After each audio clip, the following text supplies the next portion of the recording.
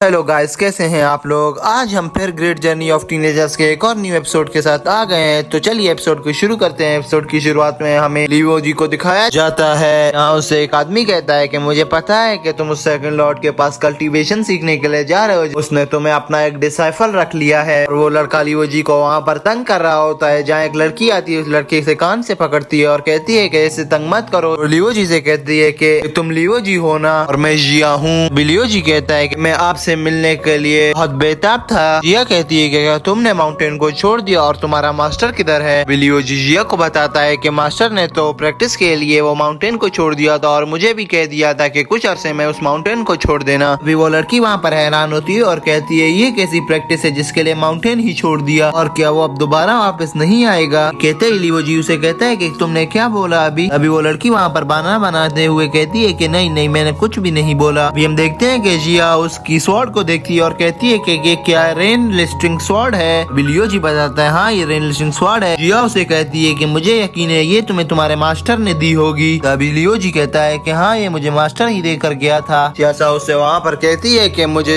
यकीन नहीं आ रहा कि ये मास्टर तुम्हें क्यों देकर गया है। लियो जी वहाँ पर बहुत एम्बेरस फील करता है। तो शिया उससे कहती है कि अभी तुम्हें बहुत प्रैक्टिस की जरूरत है, तो आज से तुम्हारी प्रैक्टिस शुरू होती है। अभी हम देखते हैं कि लियो जी उस स्वॉर्ड को निकालने की बहुत कोशिश कर रहा होता है, मगर वो स्वॉर्ड वहाँ से नहीं निकल रही होती। तो लियो जी कहता है कि ये फेक स्वॉर्ड है। वहाँ पर हम उस डिसाइफल को भी देखते हैं, वहीं पर खड़ी होती है और उससे कहती है कि पागल, ये तुम्हें अभी नहीं निकालनी क्योंकि तुम अभी इस लायक नहीं हो कि तुम इस तलवार को निकाल सको। तभी लियो जी वहाँ पर बहुत हैरान होता है और कहता है कि ये कैसी बात है। वो डिसाइफल उससे कहती है कि तुम्हें वो रीजन ढूंढना होगा जहाँ तुम इस तलवार को निकाल सको, और ये तलवार वहाँ पर तुम्हारी जरूर मदद करेगी। देखते ही शियासो प्रेजेंट सीन में आ जाता है। लियो जी उस लड़के से पूछता है कि क्या तुमने मेरे फ्रेंड को देखा है। तो वो लड़का बोलता है कि तुम्हारे फ्रेंड का नाम शियासो है क्या। लियो जी कहते हैं हाँ, लेकिन तुम्हें कैसे पता। तो वो लड़का कहता है कि मुझे नहीं बल्कि पूरी जुयू सिटी को अब पता चल गया है कि शियासो कौन है, और अब कुछ ही देर में तुम भी उसको देख लोगे। वो यहाँ की एक बहुत बड़ी चीज बन चुका है। तभी हम लियो जी को देखते हैं जो कहता है अच्छा अब ठीक है, अब पोलाइट हो जाओ और अंदर आ जाओ। जहाँ वो आगे बढ़ रहे होते हैं फिर हमें शियासो को दिखाया जाता है जो एक छत पे आ जाता है, जहाँ लियो जी उसे आवाज लगाकर कहता है शियासो मैं इधर हूँ। अभी हमें पता चलता है मैसी उसका पीछा कर रही होती है और उससे फाइट कर रही होती है। वो मैसी उस पर वार करने ही वाली होती है, मगर शियासो सही टाइम पर उसकी तलवार को डॉज कर लेता है। हाँ, उन दोनों की फिर से फाइट शुरू हो जाती है, जहाँ शियासो मैसी से कहता है कि खबरदार, मेरे कपड़ों को कुछ भी हुआ, ये कॉटन के एक बहुत ही महंगे कपड़े हैं, इनको कुछ भी मत करना। हाँ, मैसी कहती है कि तुम्हें अपने कपड़ों की परवाह है, मैं तो यहाँ तुम्हें ही मार दूंगी। यहाँ शियासो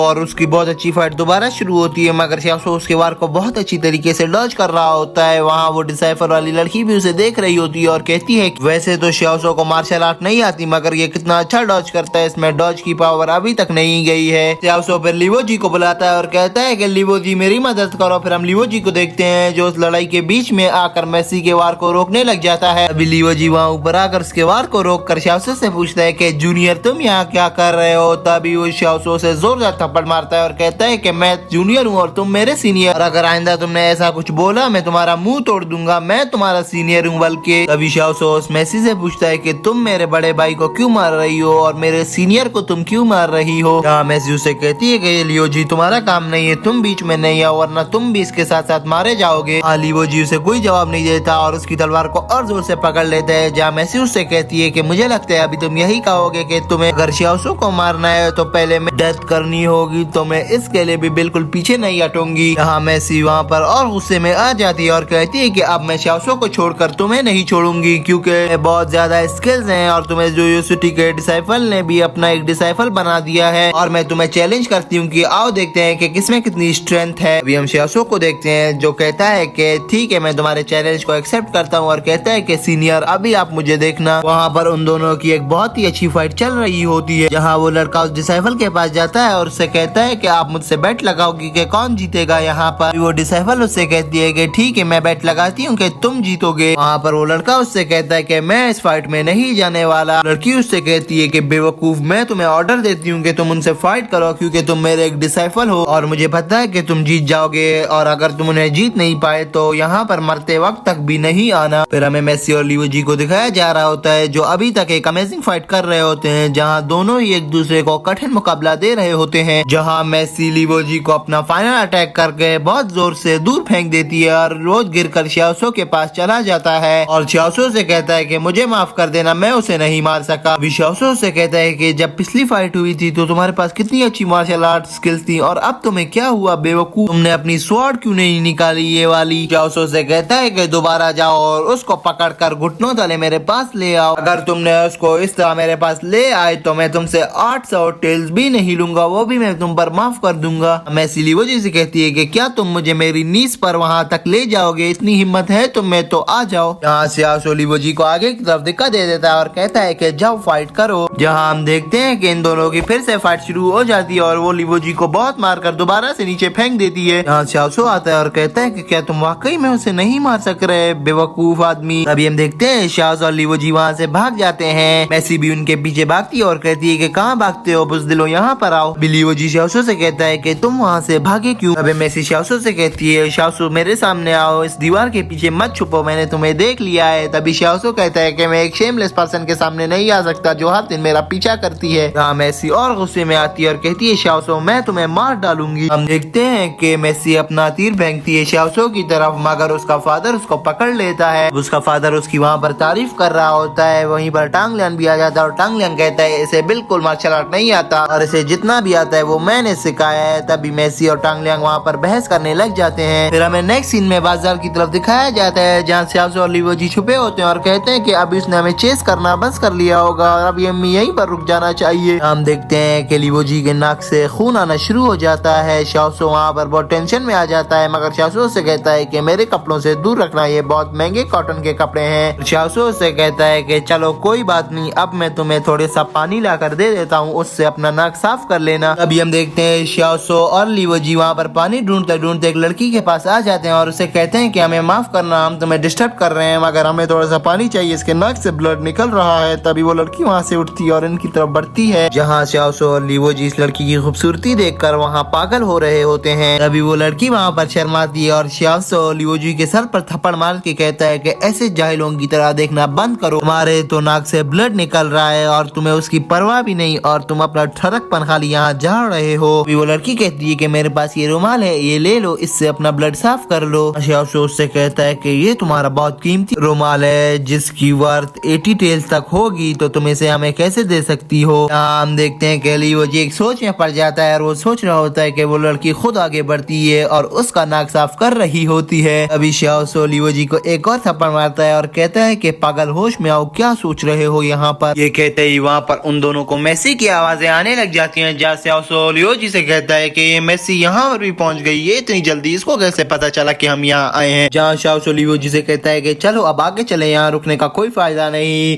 तभी वो लड़की वहाँ बोलती है प्लीज आप दोनों यहीं पर रुक जाएं 2 मिनट के लिए, जहाँ वो लड़की उनको अपनी जादुई टेक्निक से गुम कर देती है और गायब कर देती है ताकि वो मेसी उनको यहाँ पर ढूंढ ना पाए। अभी हम मेसी को देखते हैं जो अंदर की तरफ आती है और कहती है तुमने 2 लड़कों को देखा है, एक कपड़ों में था और एक ब्लू और ग्रीन कपड़ों में, क्या तुमने उन लोगों को देखा है। अभी श्याओसो लियो जी से कहता है कि हिलना बंद करो, वो हमें नहीं देख सकती, अगर हम इस ब्लू लाइन के आगे चले गए तो वो हमें देख लेगी, तो इसीलिए हिलना बंद करो और एक जगह टिक कर खड़े हो जाओ। हाँ, हम मेसी के डॉग को देखते हैं जो उनकी बदबू को सूंघते सूंघते उनके पास आ जाता है, जहाँ लियो जी बहुत परेशान हो जाता है कि ये यहाँ उनको पहचान ना ले। और उस लाइन से अपना हाथ निकालता है और डॉग को बहुत डराने की कोशिश करता है कि उस साइड भाग जाओ। अभी वो लड़की भी कहती है कि मैंने ऐसे कोई बंदों को नहीं देखा जो इन कलर के कपड़ों में हो, और अगर मैंने उन लोगों को देख भी लिया तो मैं तुम्हें जरूर बता दूंगी। और जहाँ मेसी को भी शक हो जाता है कि शायद इसी ने ही उन दोनों को छुपाया है, वो उस तरफ अपना एक धार मारती है और वहाँ पर लियो जी खड़ा होता है, मगर लियो जी उस दर्द से बच जाता है। और वो लड़की कहती है अगर मैंने उनको ढूंढ लिया तो मैं तुम्हें बता दूंगी मेसी। तो मेसी कहती है ठीक है, फिर मैं यहाँ से चलती हूँ। अभी लियो जी वहाँ से बाहर निकलने वाला होता है, मगर श्याओसो से पकड़ लेता है और कहता है कि अभी रुक जाओ, सब्र करो, मुझे लगता है कि मेसी हमें वहीं पर देखने वापस आएगी। फिर हम देखते हैं कि मेसी उस डोर से उन लोगों को झांक कर देख रही होती है। अभी मेसी उस डोर से झांकते हुए कहती है मिस मैं आपसे मिलने दोबारा जरूर आऊंगी, अपना ख्याल रखना। वो मिस भी उसे कहती है ठीक है। फिर हम देखते हैं कि वो उस गेट को बंद कर देती है और वहाँ से चली जाती है। शाओसो कहता है कि शुक्र है कि इसने हमें यहीं जिंदा छोड़ दिया, वरना ये तो हमारे पीछे ही पड़ी हुई है। वो लड़की इनके पास जाकर इनको वापस विजिबल कर देती है। शाओसो आगे बढ़ता है और मिस का वहाँ पर बहुत शुक्रिया अदा करता है और कहता है कि थैंक्स, आपने हमें बचा लिया, वरना हम मारे जाते। वो मिस कहती है नहीं, ये तो मेरे लिए फख्र की बात है, मैंने तुम जैसे बंदे को यहाँ पर बचा लिया। शाओसो उसको कहता है थैंक्स और अब हमें जाना है। तो लिवो जी को धक्का देते हुए कहता है कि अब यहाँ नहीं रुको, अब मेरे पीछे आते जाओ। हम देखते हैं कि लिवो जी इस लड़की का थैंक्स करते हुए बार बार पीछे देखते हुए वहाँ से निकल ही जाता है। आखिरकार वो लड़की कहती है कि शाओसो बहुत ज्यादा चेंज हो चुका है, मैंने कभी पहले ऐसा शाओसो को नहीं देखा है।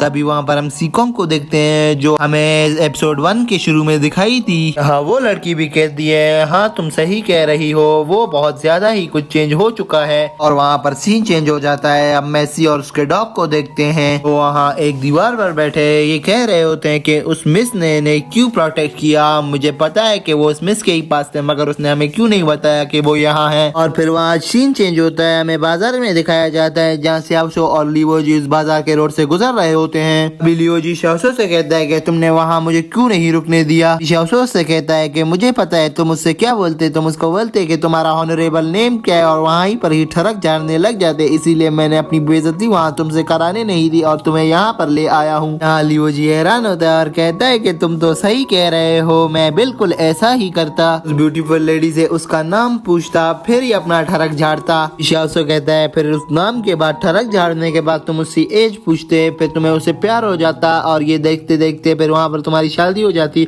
ये सपना देखना बंद करो और अभी प्रेजेंट में जो हो रहा है उसकी चिंता करो। हाँ, लियो जी कहता है कि बिल्कुल तुम तो सही कह रहे हो, मैं ऐसा ही करता। हाँ, शाओसो उसको एक जोरदार थप्पड़ मार के कहता है कि ना वो तुम्हें अपना नाम बताती, ना अपनी उम्र और ना ही तुमसे शादी करती, ये मैं तुम्हें गारंटी देकर कहता हूँ। उससे मैं तुम्हें दोबारा जरूर मिलाऊंगा जब तुम्हारा दिल किया, लेकिन अभी यहाँ से चलो। अभी वहाँ से गुजरते गुजरते उन्हें टांग लियांग मिल जाता है। टांग लियांग उनसे कहता है कि वो मिस मेसी तुम्हें बहुत ज्यादा ढूंढ रही है और वो पूरे शहर ढूंढ चुकी है, तुम्हें अभी छुप जाना चाहिए वरना वो तुम दोनों को मार देगी। शाओसो कहता है कि अगर उसे मारना ही हो तो वो पहले ही मार देती, मुझे मार्शल आर्ट नहीं आती पर मैं उसको बहुत अच्छी तरीके से डॉज तो कर सकता हूँ, इतना तो मुझे भी मार्शल आर्ट की टेक्निक यूज करना आती ही होगी। अभी हम देखते हैं कि वो तीनों बाजार से गुजरते हुए बातें करते हुए और मजाक करते हुए जा रहे होते हैं। अभी टांग लियांग उससे उसकी स्वॉर्ड के बारे में पूछता है और कहता है कि तुम्हें इसका यूज अगर करना नहीं आए तो तुम्हें इसके सही मालिक को इसके तक पहुंचा देना चाहिए ताकि वो इसका यूज सही तरीके से कर पाए। हम शाओसो को देखते हैं जो आगे आता है और कहता है कि मैं इसके मालिक को जानता हूँ और उसने कितनी मेहनत से इस स्वॉर्ड को बनाई थी और तुम्हें ऐसे ऐसे जाया नहीं करना चाहिए। लियो जी कहता है कि अगर मुझसे यूज नहीं हो पाई तो ठीक है, मैं उसे वापस कर दूंगा, मगर आप